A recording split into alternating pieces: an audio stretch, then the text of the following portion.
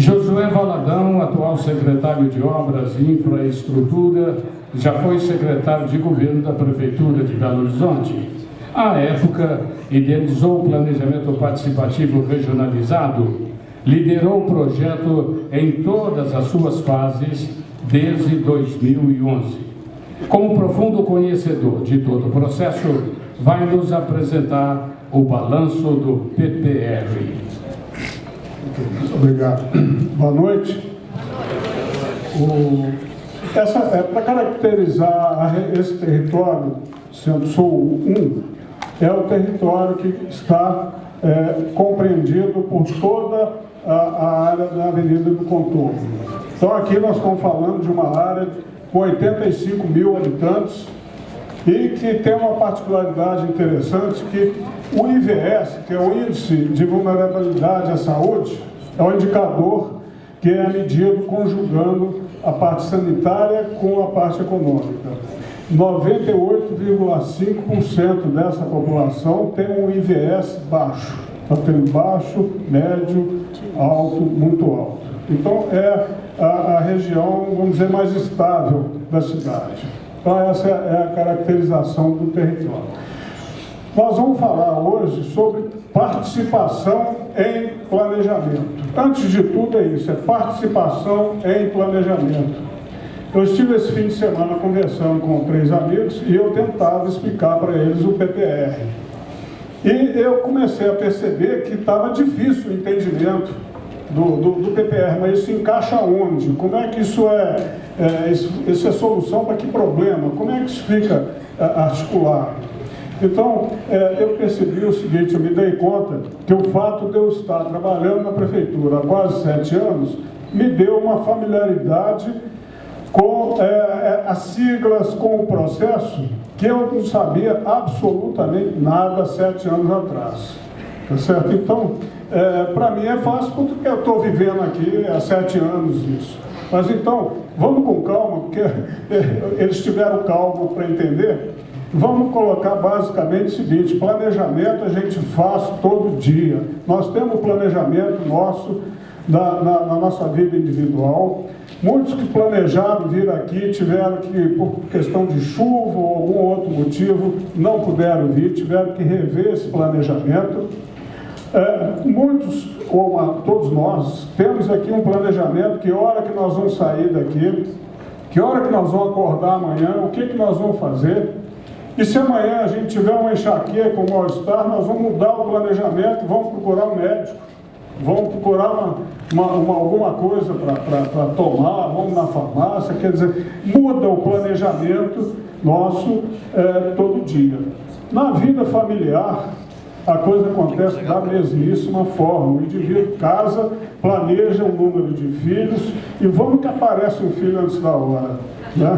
Ele vai ter que se ajeitar lá e ver de que maneira que ele vai fazer isso. Se planeja umas férias, né? Umas férias que ele está prestes a gozar das férias. Vamos que a sogra dele que vive com ele quebra a perna. Pronto, acabou tudo. Acabou a farra da sogra. Vai ter que cuidar da sogra, né? Então, assim que a coisa vai funcionando. O planejamento de uma prefeitura é rigorosamente igual ao planejamento familiar, ao planejamento individual de cada um de nós. E aí, como é que a coisa funciona? É muito importante ficar claro como funciona o planejamento da prefeitura.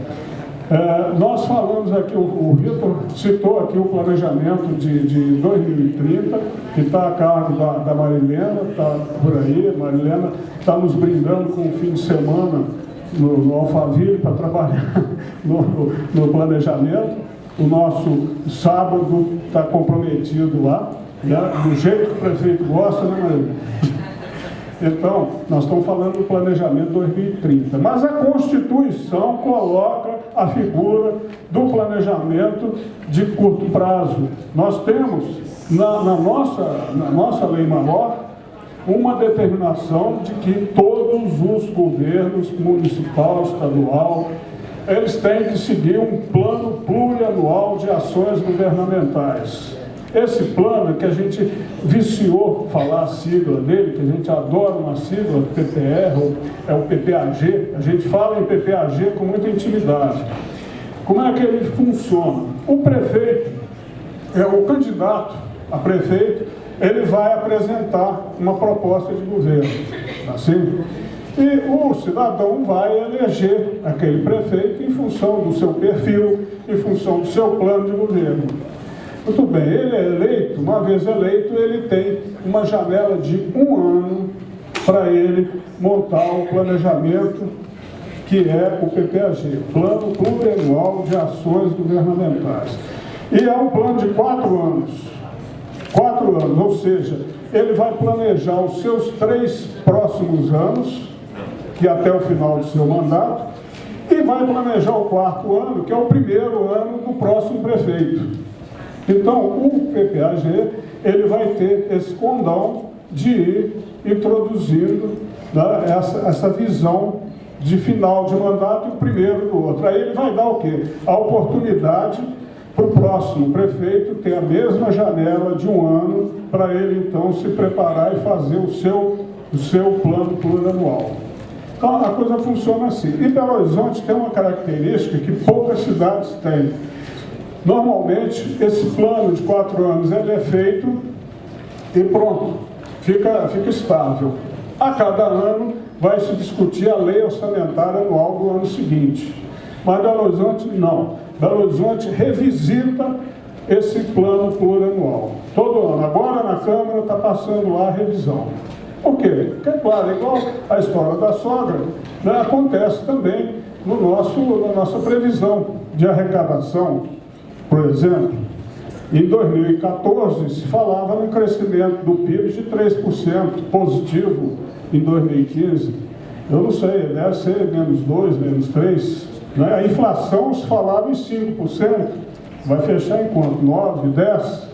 Então, as premissas, as hipóteses mudam, então nós temos esse hábito em Belo Horizonte de fazer a revisão e revisitar o PPAG. Então, o que nós queremos? Nós queremos, através do PPR, trazer elementos para esse plano. O nosso PPAG, que foi montado no primeiro ano de governo do prefeito Márcio Lacerda, nesse mandato dele agora, pegou 1.500, mais de 1.500 propostas que foram feitas no PPR. E essas propostas estavam no site da prefeitura. Qualquer candidato podia pegar e montar o seu plano em função, o seu plano de governo em função daquilo que estava no site. Então, vocês vão ver que são mais de 1.500 propostas que vieram da população, ouvidos todos os 40 territórios, e que passaram a fazer parte do plano de governo e estão contidos no plano plurianual que está em análise da Câmara. Então, o convite é que essa participação, nós vamos ver aqui, ela foi induzida através de oficinas, através de reuniões, mas nós vamos mostrar, no final, que a gente tem a porta aberta, escancarada para todo mundo fazer permanentemente propostas, além de acompanhar aquelas propostas que foram feitas, ele tem como introduzir novas propostas no programa. Então, basicamente, nós estamos aqui para pedir participação. Nós precisamos da participação da sociedade. É exatamente por isso. E nós vamos insistir nesse tema, nós vamos estar rodando os 40 territórios e em todos nós vamos estar repetindo essa questão. Precisamos, sim, de muita participação e que todos estejam juntos nisso. Hoje eu fui visitar o viaduto de Santa Teresa, onde nós estamos fazendo uma obra, vai ficar concluída agora em fevereiro, de revitalização da parte de baixo do viaduto. Então, um senhor apareceu lá na tela e gritou para nós assim: vocês precisam de chamar quem vai usar para poder dar palpite no que tem que ser feito aqui. Quer dizer, olha que situação, quem são essas pessoas que vão usar? Eu não sei quem são.